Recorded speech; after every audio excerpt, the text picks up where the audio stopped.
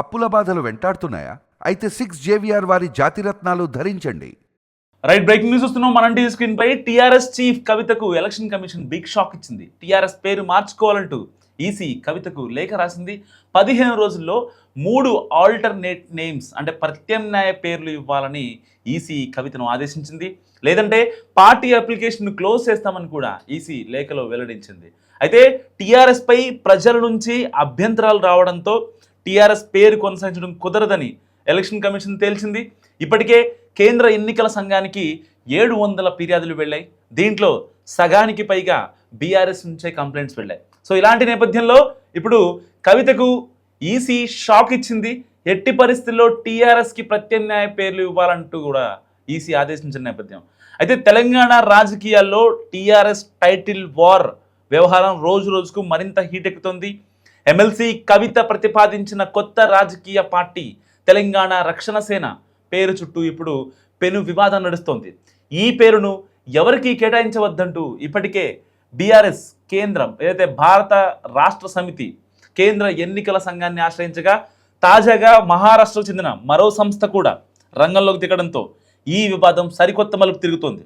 So ఊహించని విధంగా ఎదురవుతున్న ఈ లీగల్ పొలిటికల్ అడ్డంకులతో కవిత కొత్త పార్టీ భవితవ్యంపై రాజకీయ వర్గాల్లో తీవ్ర ఉత్కంఠ నెలకొంది.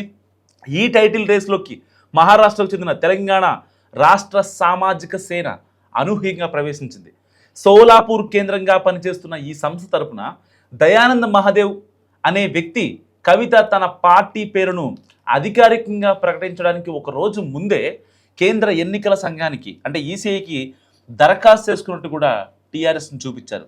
సో టీఆర్ఎస్ అనే సంక్షిప్త నామం అంటే దాని అబ్రివేషన్ తమకే దక్కాలని వాళ్ళు పట్టుబట్టడంతో కవిత గ్రూప్కి కాలక్రమేణా గట్టి పోటీ ఎదురయ్యేలా కనిపిస్తోంది.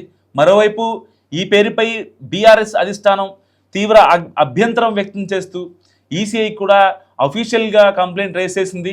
సో 14 ఏళ్ల సుదీర్ఘ తెలంగాణ ఉద్యమంలో తెలంగాణ రాష్ట్ర సమితి అనే పేరు ప్రజల భావోద్వేగాలతో పెనవేసుకుపోయిందని బీఆర్ఎస్ గుర్తు చేస్తోంది. సో నేటికి గ్రామీణ ప్రాంతంలోని సామాన్య ప్రజలు బీఆర్ఎస్ను టీఆర్ఎస్గానే గుర్తిస్తున్నారని, ఇప్పుడు అదే పేరుతో మరో పార్టీ వస్తే ఓటర్లు తీవ్రంగా గందరగోళానికి గురయ్యే ప్రమాదం ఉందని ఆ పార్టీ లీగల్ సెల్ వాదిస్తోంది. ఇదిలా ఉంటే కొత్త పార్టీ రిజిస్ట్రేషన్ ప్రక్రియలో భాగంగా పత్రికల్లో ఇచ్చిన పబ్లిక్ నోటీస్పై కూడా రికార్డ్ స్థాయిలో అభ్యంతరాలు వ్యక్తమవుతున్నాయి. తెలంగాణ రక్షణ సేనకు టీఆర్ఎస్ పేరు కేటాయించవద్దంటూ దాదాపు 700 వరకు ప్రజా అభ్యంతరాలు పబ్లిక్ ఆబ్జెక్షన్స్ నేరుగా ఎన్నికల సంఘానికి అందాయి. దీంట్లో సగానికి పైగా బీఆర్ఎస్ నుంచే వచ్చాయి. సో వీటితో పాటు తెలంగాణ రాష్ట్ర ఎన్నికల సంఘం వద్ద ఇప్పటికే తెలంగాణ రాజ్య సమితి పేరుతో నమోదైన ఒక పార్టీ కూడా ఉంది. సో దీన్ని కూడా ఇప్పుడు ఈసీ అంటే వ్యతిరేకిస్తుందని చెప్పాలి. ఒక రకంగా ఇంత పెద్ద ఎత్తున అభ్యంతరాలు ఫిర్యాదులు వెల్లువెత్తుండడంతో కవిత ప్రతినిధుల బృందం కూడా అప్రమత్తమైంది. ఈ వివాదంపై కేంద్ర ఎన్నికల సంఘానికి పూర్తి స్థాయి వివరణ ఇచ్చేందుకు, తమ వాదనను బలంగా వినిపించేందుకు కవిత లీగల్ టీం ఢిల్లీ వేదికగా సిద్ధమవుతున్నారు. సో చుట్టుముట్టిన వివాదాలు పొలిటికల్ ఈక్వేషన్ల మధ్య కవిత ఆశించిన టీఆర్ఎస్ పేరు ఆమె కొత్త పార్టీకి దక్కుతుందా లేదా అనేది ఇప్పుడు తెలుగు రాష్ట్రాల్లో రాజకీయాల్లో అత్యంత హాట్ టాపిక్గా మారింది. సో ఇలాంటి నేపథ్యంలోనే ఈసీ ఇప్పుడు ఒక లేఖ రాసింది. ఎట్టి పరిస్థితుల్లో దీనికి సంబంధించినటువంటి టీఆర్ఎస్ పేరుని మార్చాలి, దానికి ఒక 3 ప్రత్యామ్నాయ పేర్లు ఇవ్వాలంటూ కూడా ఈసీ ఆదేశించిన నేపథ్యం కవితకి. సో మరి ఇలాంటి నేపథ్యంలో కవిత మరి అంటే ఆల్టర్నేట్గా నేమ్స్ ఏమన్నా ఈసీకి ఛాన్స్ ఉందా, లేదంటే కనుక మళ్ళీ కోర్టు తురుగా వెళ్తారా? ఎందుకంటే ఆల్రెడీ కవిత పార్టీకి సంబంధించినటువంటి కొంతమంది అడ్వకేట్లు ఇటు హైకోర్టులో అటు సుప్రీంకోర్టులో సో ఆల్రెడీ మేము రక్షణ సేనగా మార్చుకుంటే మీకేం అభ్యంతరం అని చెప్పి మాట్లాడుతున్నారు. సో ఇప్పుడు ఇటేమో బీఆర్ఎస్ చాలా గట్టిగా అభ్యంతరం వ్యక్తం చేస్తుంది. ఆ రోజున ఏదైతే టీఆర్ఎస్ తెలంగాణ రక్షణ సేన కానీ కవిత పార్టీ అనౌన్స్ చేసిన వెంటనే ఆ తర్వాత మొత్తం పరిణామాలు మొత్తం మారిపోయాయి తెలంగాణలో. ఆల్రెడీ టీఆర్ఎస్ అంటే ఒక 15 ఏళ్ల పాటు ఉద్యమ పార్టీగా, ఇటు 10 ఏళ్ల పాటు అంటే తెలంగాణ రాష్ట్రాన్ని ఏలిన పార్టీగా ప్రజల్లో మంచి గుర్తింపు ఉంది. సో ఇప్పటికీ చాలామంది బీఆర్ఎస్గా మారిందని ఎవరికి తెలియదు. అంటే కాస్త చదువుకున్న వాళ్ళకి మాత్రమే తెలుసు ఓకే టీఆర్ఎస్ బీఆర్ఎస్గా మారిందా అనేది. కానీ గ్రౌండ్ లెవెల్లో ఉండే అంటే చాలామంది ఊళ్ళల్లో ఉండే వాళ్ళకి దాదాపుగా అంటే తెలంగాణలో 60% మంది ఊళ్ళల్లో ఎవరైతే ఉంటారో వాళ్ళకి బీఆర్ఎస్ టీఆర్ఎస్గా మారిందనేది తెలియదు. సో రేపొద్దున గనక అక్కడ టీఆర్ఎస్ కనిపిస్తే వాళ్ళ ఓట్లన్నీ వాళ్ళకే వెళ్ళిపోయే అవకాశం ఉంది. అండ్ జిహెచ్ఎంసీ ఎన్నికలు ఉన్నాయి, తర్వాత స్థానిక సంస్థల ఎన్నికలు ఉన్నాయి. అండ్ ఇవన్నీ అయిపోగానే 2028లో అంటే సరిగ్గా 2 ఏళ్లలో ఇప్పుడు మళ్ళీ ఎలక్షన్స్ ఉంటాయి తెలంగాణలో. మరి ఇలాంటి నేపథ్యంలో ఇప్పుడు బీఆర్ఎస్ ఉక్కిరి బిక్కిరి అవుతోంది. గత కొద్ది రోజులుగా చాలా కంప్లైంట్స్ కూడా రేస్ చేయించింది. మరి ఇలాంటి నేపథ్యంలో ఇప్పుడు కవిత పేరు మారుస్తారా లేదా అనేది చాలా ఉత్కంఠగా మారిన నేపథ్యం. మరి అసలు నిజంగా అంటే అబ్రవేషన్ టీఆర్ఎస్ ఉంది, తెలంగాణ రక్షణ సేన, తెలంగాణ రక్షిత్ సేన, ఇలాంటివి మార్చుకునే అవకాశం కల్పిస్తుందా ఈసీ? లేదు అంటే సరిగ్గా పార్టీ నేమ్ అనౌన్స్ చేసే ముందే అయితే మహారాష్ట్రకు చెందినటువంటి వ్యక్తి టీఆర్ఎస్ని ఆల్రెడీ రిజిస్టర్ చేసుకుని ఈసీకి ఆయన అప్లికేషన్ కూడా ఇవ్వడం జరిగింది. మరి ఇలాంటి నేపథ్యంలో పేరు మార్చే అవకాశం ఉందా? అసలు బీఆర్ఎస్ టీఆర్ఎస్గా మార్చి తప్పు జరిగిందా అనే భావనలో కూడా నిజంగా చాలామంది బీఆర్ఎస్ పెద్దలు ఉన్నారు ఇప్పుడు. సో ఇలాంటి అన్ని పొలిటికల్ ఈక్వేషన్స్ తీసుకుంటే ఇప్పుడు టీఆర్ఎస్ ఉంటే కవితకి చాలా ప్లస్ అయ్యే అవకాశం ఉంది, చాలా ఆచితూచి. ఎందుకంటే సరిగ్గా టీఆర్ఎస్ పేరుతోనే ఆవిడ పెడతారంటూ ఏదైతే మనం టీవీలో ఒక వీడియో చేసాం, అప్పట్లో సరిగ్గా కవిత పార్టీని అనౌన్స్ చేయడానికి సరిగ్గా వారం 10 రోజుల ముందు ఆల్రెడీ మనం ముందే చెప్పాం ఆఫ్ ది రికార్డ్ ఇన్ఫర్మేషన్ కూడా. మరి ఇలాంటి నేపథ్యంలో ఇప్పుడు టీఆర్ఎస్ పేరు మారుతుందా లేకపోతే కవిత ఏం ఆలోచించబోతున్నారు అనేది ఇప్పుడు చాలా ఉత్కంఠగా మారినటువంటి నేపథ్యం.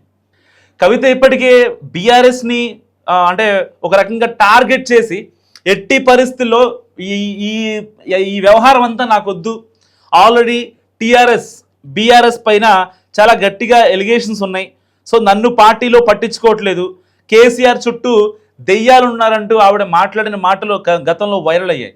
అండ్ దాని తర్వాత కొద్ది రోజులు ఆగారు. ఏదైతే లిక్కర్ స్కామ్లో ఆవిడ క్లీన్ చిట్ వచ్చిందో ఆ లిక్కర్ స్కామ్ తర్వాత క్లీన్ చిట్ వచ్చాక ఇక ఆవిడ పార్టీ పెట్టాలి, ప్రజలకి సేవ చేయాలి. ఇప్పటికి కూడా ఆవిడ ఎక్కడ అంటే ఏ సమస్య గురించైనా మాట్లాడుతున్నారు, చాలా గట్టిగా ప్రాంతీయ భావాన్ని రెచ్చగొడుతున్నారు.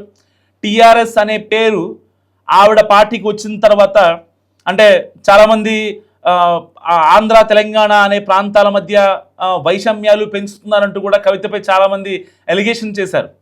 సో అంటే ఏదైనా చిన్న ఇష్యూలో ఆంధ్ర పోలీసులు, తెలంగాణ పోలీసులు, ఆంధ్ర నాయకులు, తెలంగాణ నాయకులు వాళ్ళ విగ్రహాలు ఎక్కడైనా చూపెట్టాలని చెప్పి చాలా గట్టిగా మాట్లాడుతున్నారు. అంటే మరొకసారి కేవలం కవిత వాళ్ళ నాన్న కేసీఆర్ ఎలాగైతే ప్రాంతీయ భావంతో ఆ రోజున టీఆర్ఎస్ స్టార్ట్ చేశారు, ప్రాంతీయ భావాలతో తెలంగాణ రాష్ట్రం ఏర్పాటు జరగాలని ఎలా అయితే కృషి చేశారో, ఉద్యమించారో ఆయన బాటలోనే ఈవిడ కూడా వెళ్తారనే సూచనలు ఒక ఇండైరెక్ట్గా అందరికీ ఇస్తున్నటువంటి నేపథ్యం.